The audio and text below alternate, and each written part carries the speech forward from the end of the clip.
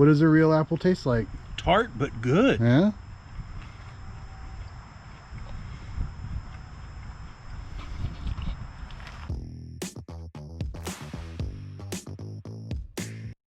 Welcome to another Ernie's Journeys, where we answer the question, where will the journey take us? Today, the journey takes us here. We are here again at the Museum of Appalachia to continue our walking tour of this amazing facility. It's a giant cross-section of a tree. I mean, this is massive. This is huge. You can actually see, if you look closely, you can see the indentations where the chainsaw was coming through at a circular angle to cut through this giant hunk of tree right here. This is massive. There is a coal forge and an actual blacksmith demonstration that they do here. Look at this anvil, wow, that they actually do here on property. It doesn't seem like you have one going on right now, but definitely something to check out if you're visiting the area. Check ahead to see when the demonstrations are. Bet you that'd be really awesome to see. Look at that coal. This is an apple tree right in front of the McClung house. So again, this was another house that was built somewhere else, and they brought it over piece by piece. Inside there's a banjo. Looks like a loom or a weave in there. And of course a fireplace, and it's got this interesting setup where you have the house divided into two parts by a couple of sets of doors and this open area in between. Just let the wind blow through. Yeah.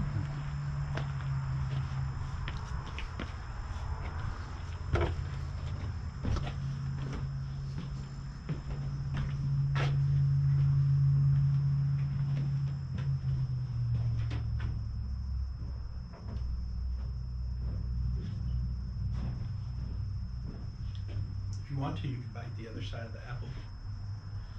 If you want to taste it. I'll do it. I'll be brave. It's not bad for... Gonna try some apple. Tastes like apple. It's good. It's tough though. Like it's definitely more hardy on the outside.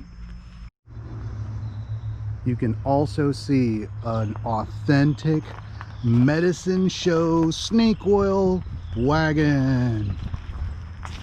That is neat. When I was in high school, I was in a production called Tied to the Tracks, and I played Professor Silius Scavenger. I'm not sure he was a professor. It might have just been a title, but he had a handlebar mustache, and he drove one of these around selling snake oil. Pills and tonic, and music apparently too. Look at the back of this thing. This is probably not original. Good for man or beast. Wildlife flowers. Doc Randall's mystery cure. Like there's this little private sign here on the back, and it's padlocked. Look at the bell.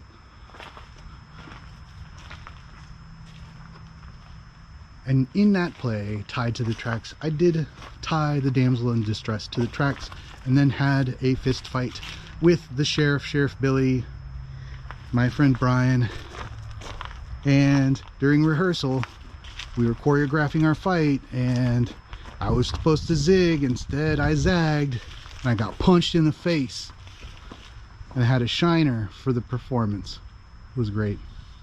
Good times. Behind me is the Daniel Boone cabin. So this is not Daniel Boone's actual cabin. This was a cabin that was built in the 1800s, but then later on used for the TV series on CBS, Young Daniel Boone. So it's Daniel Boone's cabin, but not Daniel Boone's cabin, but the Daniel Boone that's played on TV's cabin is what it is. And apparently it's stock. Oh my gosh, look at these steps. It's housed and stocked with actual artifacts used from that era, and it is a dirt floor, just like Daniel Boone's family cabin would have been. Look at that. I can't even see to where the chimney is. I have to lift the camera, hoist the camera up over my head so that you can see. It's an actual log cabin.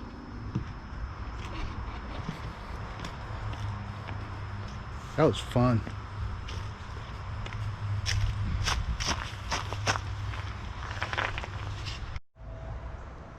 There's a hole in the chimney up there. It needs a little bit of patching work done to it. And somebody left the window open. It is not going to be energy efficient. Here we are at Big Tater Valley Schoolhouse. Let's go check out the schoolhouse.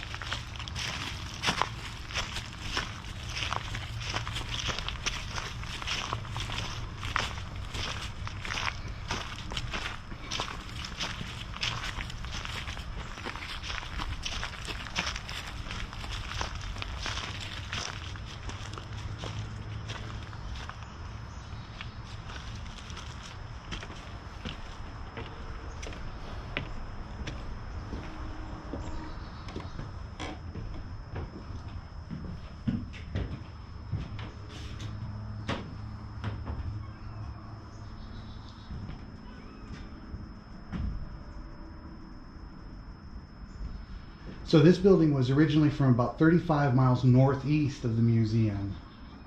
This would have been built in the early 1800s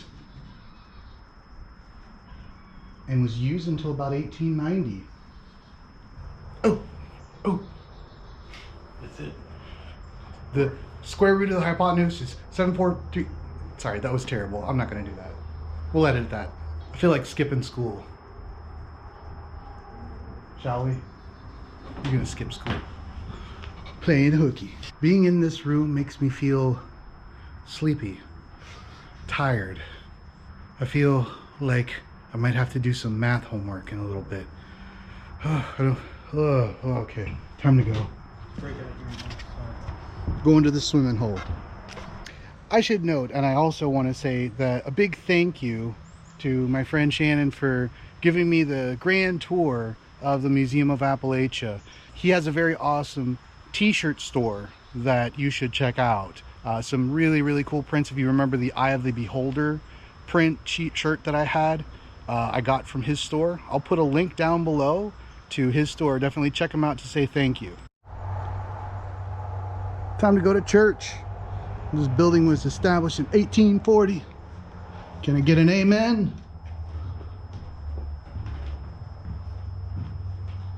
I think that my seat in winter would have been right here, right next to the fire. That was the benefit of sitting up front. You got a nice place, nice warm place right next to the stove. You can even put your coffee right there so you can listen to the sermon. Oh, somebody was doing their homework in here. Metric unit conversions. Oh, come on now. Leave that for the schoolhouse. Not quite spelled correctly. Yeah, good find. Beyond the sunset. Beyond the sunset. So in addition to being a museum, this place also kind of serves as a mini preserve for domesticated animals, farm animals like sheep. There's a pig, there's some goats here. Also, at the time of year that we're coming, you see this group of hay bales over here that are right there? They're kind of forming a maze. That's because we're getting ready. It is October. We're getting ready for their pumpkin celebration, and one of the things that they will have here will be a hay maze. This is a cantilevered barn. This is a unique barn style to Appalachia, and this is where they do the sawmill cutting, the wood cutting. Oh, up here. They store it here. They do the sheep shearing here as well too. And then up here is an actual sawmill, a functioning sawmill.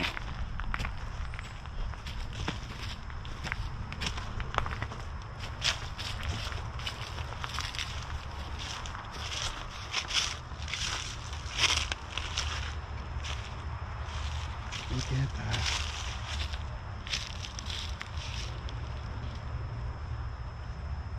at that huge blade right there. Just like in the cartoons. I feel like you'd see it in like Dudley Do-Right cartoons. It's the engine. Oh, The okay. hit or miss engine. Why is it called a hit or miss engine? Because whenever they are running, they sound like they're just about to die. They thaw, thaw, thaw, thaw, thaw, thaw, thaw, thaw, thaw, thaw, thaw. No like real rhythm to it, and it's not the typical when you start your lawnmower it goes. This thing kind of puh. It's like it's backfiring all the time. Yes. And that's why they call it a hit or miss engine. Wow. It's too bad that we couldn't be here when any of this stuff was going on, but we'll definitely have to come back at some point when all of the demonstrations are happening and you can see all this stuff operational. And I see that there's a water mill back there. I assume it's not functional because there's no water. Right. But all it's been there. moved. And there's only sheep allowed beyond this point here, but that's during their big festival season. They'll make this into parking, and then they'll have a tractor pulling people on benches, you know, and that's part of the experience here. Then over here at the Cantilever Barn during their festivals, you can also they'll have a sawhorse set up with a 2-person saw. You can kind of pull back and forth, and you can saw off chunks of log, and then they'll have a blacksmith with heating some irons, and you can actually brand your own log and take it with you as a souvenir. So to prevent your milk from spoiling in the days before ice boxes and refrigerators, you would use an underground dairy. You would dig down, and normally these would be close to like cold springs or cold water, underground water sources to keep your milk and cheese and other dairy items cold.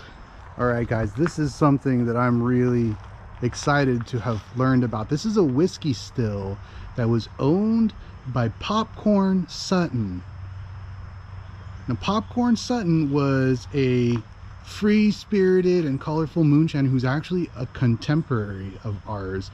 He wrote and self-published a book called Me and My Liquor, and it's spelled like this, L-I-K-K-E-R, and it's his autobiographical moonshining guide. And in 2009 he was 62 years old, and he was sentenced to 18 months in federal prison for offenses related to moonshine making. And instead of going to prison, he actually took his own life on his own terms. His wife discovered his body in his Ford Fairlane, and his wife said that he called it his 3-jug car because he gave 3 jugs of liquor for it. And apparently he's an interesting looking fellow, so if I can, I'm going to try to find a picture of him to include here in this point of the video. But this is a Marvin Popcorn Sutton whiskey still. Very typical of the kind that you would find in Appalachia.